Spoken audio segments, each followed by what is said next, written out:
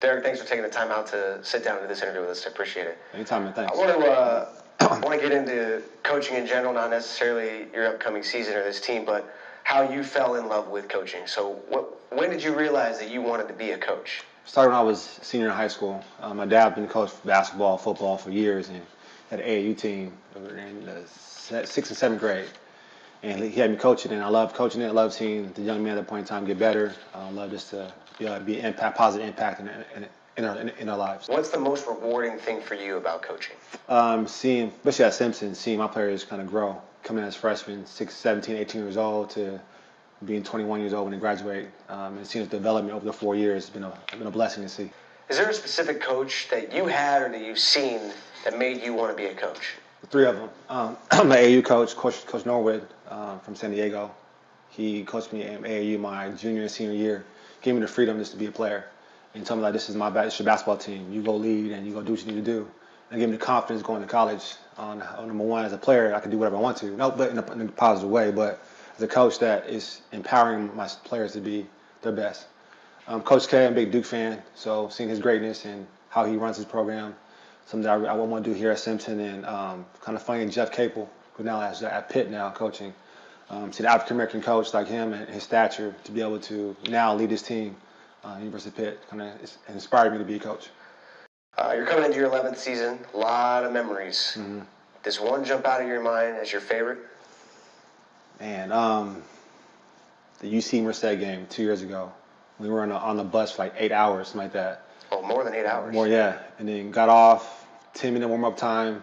It's their senior night, packed house. We go there and beat them. So that was probably one of the best moments. That game was what, like 8:30 at night too? 8:30 at night, yeah. Supposed to start at 5:30, yeah. Yeah. Oh, I remember that day. Yeah, it's fun. If you could tell me one thing that you wish you had known about coaching before you started, what would it be? It's more than basketball. I thought going into coaching that was all about basketball. It was more than that. It's more about being a mentor, being a father figure, being a positive impact on people's lives. And it's a great responsibility that I've been given by God. So it's something I will say, which I learned before. You were a player, obviously, before you were a coach, played in college. You think that being a player and being a guard has helped you as a coach? Yeah, I play point guard. So being able to having the responsibility of kind of owning the team, owning the offense, and being the coach on the floor helped me in coaching. Is that something you try to teach your guards now and your point guards? Oh, for sure. Yeah, it's one thing I tell them all the time is, one, I'm an ex-player, I'm a point guard as well. It's your job to be me on the court. So this is what I want to see through film, through just talking to them on a daily basis. So this is your team, not mine, but yours.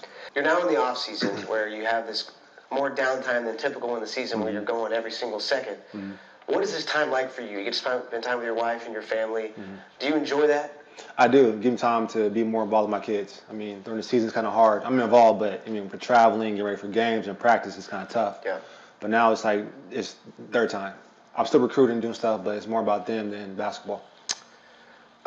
With so many talented players nowadays out in the world, and there's so many different spots where you can find them, is there any way you can try to narrow down how to find players that will not only fit your system, but fit our university here at Simpson?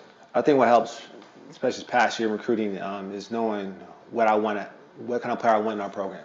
As far as the character, obviously the ability to play, are they Christian or not, are they on the fence, kind of knowing that and going to recruiting. And then this, what I enjoy is meeting the families and seeing how they are with the parents or their guardian or grandparents, and seeing if they are a high character person.